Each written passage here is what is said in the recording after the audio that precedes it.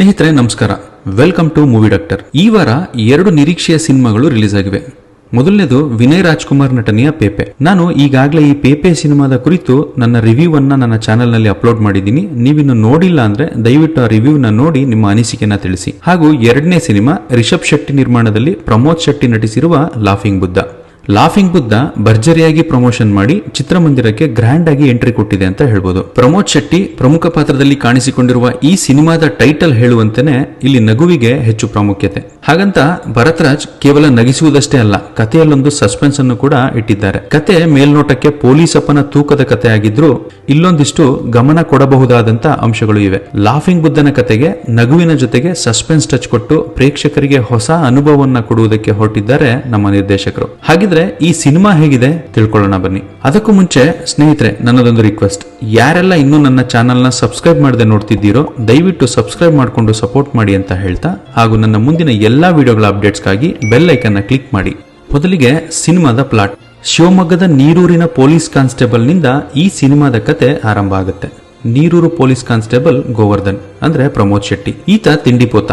Fitness ಇಲ್ಲದ ಈ constable ನ ನೋಡಿ ಆಡಿಕೊಳ್ಳುವವರೇ ಹೆಚ್ಚು. ಹಾಗಂತ ಕೇಸ್ಗಳನ್ನ ಭೇದಿಸೋದ್ರಲ್ಲಿ ಈತ ಹಿಂದೆ ಬಿದ್ದಿಲ್ಲ. ಆದ್ರೆ ಕೇಸ್ಗಿಂತಲೂ ತುಸು ಹೆಚ್ಚು ತಿನ್ನುವುದರಲ್ಲೇ ಆಸಕ್ತಿ. ಯಾರೇನೇ ಅಂದ್ರೂ ಗೋವರ್ಧನ್ ತಿನ್ಕೊಂಡು ಹೊಟ್ಟೆ ಬೆಳೆಸ್ಕೊಂಡು ತನ್ನಷ್ಟಕ್ಕೆ ತಾನಿರ್ತಾನೆ. ಅದೇ ಹೊಟ್ಟೆ ಮುಂದೆ ಈತನ ಕೆಲಸಕ್ಕೂ ಒಂದಿನ ಕೂತು ತರುತ್ತೆ. ಅಂಡ್ ಈ ಟೈಮ್ ಅಲ್ಲಿ ಸಿನಿಮಾದಲ್ಲಿ ಒಂದು ಟ್ವಿಸ್ಟ್ ಬರುತ್ತೆ. ಅಂಡ್ ಆಕ್ಚುಲ್ ಕತೆ ಶುರು ಆಗೋದೇ ಇಲ್ಲಿಂದ. ಅದೇನು ಅನ್ನೋದನ್ನ ನೀವು ಸಿನಿಮಾ ನೋಡಿ ತಿಳ್ಕೊಂಡ್ರೆ ಚಂದ.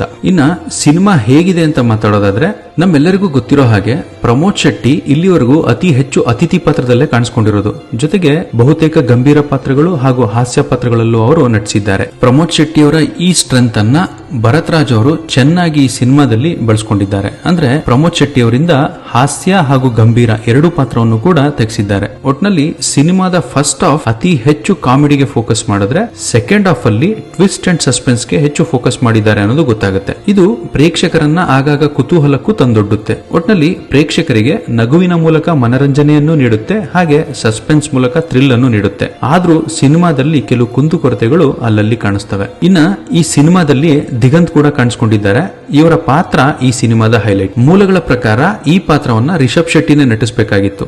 ಆದ್ರೆ ಕಾಂತಾರ ರೀಚ್ ನ ನಂತರ ಅದು ದಿಗಂತ್ ಅವರ ಪಾಲಾಯ್ತು. ತೂತ್ಬೇಡ ದಿಗಂತ್ ಪಾತ್ರವೇ ಲಾಫಿಂಗ್ ಬುದ್ಧ ಸಿನಿಮಾದ ಕತೆಗೊಂದು ತಿರುವು ಅಂತ ಹೇಳ್ಬೋದು. ನೆಕ್ಸ್ಟ್ ಆಕ್ಟರ್ಸ್ ಪರ್ಫಾರ್ಮೆನ್ಸ್ ಬಗ್ಗೆ ಮಾತಾಡೋದಾದ್ರೆ, ಡೊಳ್ಳೊಟ್ಟೆ ಬಿಟ್ಕೊಂಡು ಪ್ರಮೋದ್ ಶೆಟ್ಟಿ ಈ ಸಿನಿಮಾದ ಹೈಲೈಟ್. ಎಮೋಷನ್ಸ್ ಅನ್ನು ಹೊರ ಹಾಕುವಲ್ಲಿ ಇವರಿಗೆ ಪ್ರೇಕ್ಷಕರಿಂದ ಚಪ್ಪಾಳೆ ಸಿಗುತ್ತೆ. ಆಗಾಗ ನಗಿಸುವಲ್ಲೂ ಕೂಡ ಯಶಸ್ವಿಯಾಗಿದ್ದಾರೆ. ಥ್ರಿಲ್ಲಿಂಗ್ ಸೀನ್ಗಳಲ್ಲೂ ಗಮನ ಸೆಳೀತಾರೆ. ದಿಗಂತ್ ಎಂದಿನಂತೆ ತನ್ನ ಮ್ಯಾನರಿಸಂ ನಿಂದ ಇಷ್ಟ ಆಗ್ತಾರೆ. ಹಾಗೆ ತೇಜು ಬೆಳವಾಡಿ ಹಾಗೂ ಹಿರಿಯ ನಟ ಸುಂದರ್ ರಾಜ್ ಕೂಡ ತಮ್ಮ ಪಾತ್ರಗಳ ಮೂಲಕ ಇಷ್ಟ ಆಗ್ತಾರೆ. ಇನ್ನ ಈ ಸಿನಿಮಾದ ಪಾಸಿಟಿವ್ಸ್ ಏನು ಅಂತ ನೋಡೋದಾದ್ರೆ, laughing Buddha entertainer cinema. Family ಜೊತೆ ಆರಾಮಾಗಿ ಕೂತು ನೋಡಬಹುದು. ನಗು ಬೇಕು, ಜೊತೆಗೆ ಥ್ರಿಲ್ಲಿಂಗ್ ಇರಬೇಕು ಅನ್ನೋರ್ಗೆ ಈ ಸಿನಿಮಾ ಇಷ್ಟ ಆಗುತ್ತೆ. Music, camera work, art work ಎಲ್ಲವೂ ಸಿನಿಮಾದ ಕತೆಗೆ ಎಷ್ಟು ಬೇಕೋ ಅಷ್ಟಿದೆ. ಫ್ಯಾಮಿಲಿ ಜೊತೆ ಥಿಯೇಟರ್ಗೆ ಹೋಗಿ ಎಂಜಾಯ್ ಮಾಡೋದಕ್ಕೆ ಒಂದು ಒಳ್ಳೆ ಸಿನಿಮಾ ಅಂತ ಹೇಳ್ತೀನಿ. ಇನ್ನ ಈ ಸಿನಿಮಾದಲ್ಲಿ ಯಾವೆಲ್ಲ ಅಂಶಗಳು ಇನ್ನೂ ಉತ್ತಮವಾಗಿರಬಹುದಾಗಿತ್ತು ಅಂತ ನೋಡೋದಾದ್ರೆ, ಕೆಲವು ಕಡೆ ಡ್ರಾಮಾ ಹೆಚ್ಚಾಯ್ತು ಅಂತ ಅನ್ಸುತ್ತೆ. ಸ್ವಲ್ಪ ಚಿತ್ರಕಥೆಯನ್ನ ಟೈಟ್ ಮಾಡಿದ್ರೆ ಪ್ರೇಕ್ಷಕರಿಗೆ ಪರ್ಫೆಕ್ಟ್ ಸಿನಿಮಾ ಸಿಕ್ತಿತ್ತೇನೋ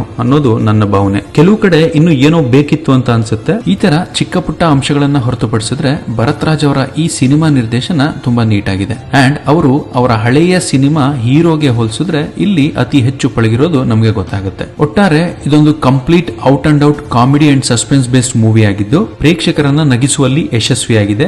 ಹಾಗೂ ಕಂಟಿನ್ಯೂಸ್ ಆಗಿ ಹಾರ್ಡ್ ಸ್ಟೋರೀಸ್ ನ ನೋಡಿ ರಿಲ್ಯಾಕ್ಸ್ ಗಾಗಿ ಒಂದೊಳ್ಳೆ ಕಾಮಿಡಿ ಮೂವಿಯ ಹುಡುಕಾಟದಲ್ಲಿ ನೀವಿದ್ರೆ ಲಾಫಿಂಗ್ ಬುದ್ಧ ಸಿನಿಮಾವನ್ನ ನಾನು ನಿಮಗೆ ಸಜೆಸ್ಟ್ ಮಾಡ್ತೀನಿ. ಜೊತೆಗೆ ಇದು ಆರೋಗ್ಯಕ್ಕೂ ಹಿತಕರ ಅಂಡ್ ಯಾವುದೇ ಸೈಡ್ ಎಫೆಕ್ಟ್ಸ್ ಕೂಡ ಇರಲ್ಲ. ಇವಿಷ್ಟು ಲಾಫಿಂಗ್ ಬುದ್ಧ ಸಿನಿಮಾವನ್ನ ನೋಡಿದಾಗ ನನಗನ್ಸಿದ್ದು.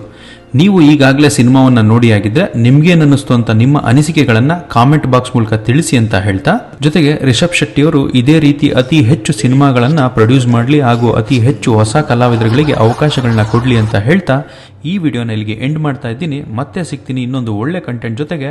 Until then, your review surgeon is signing of.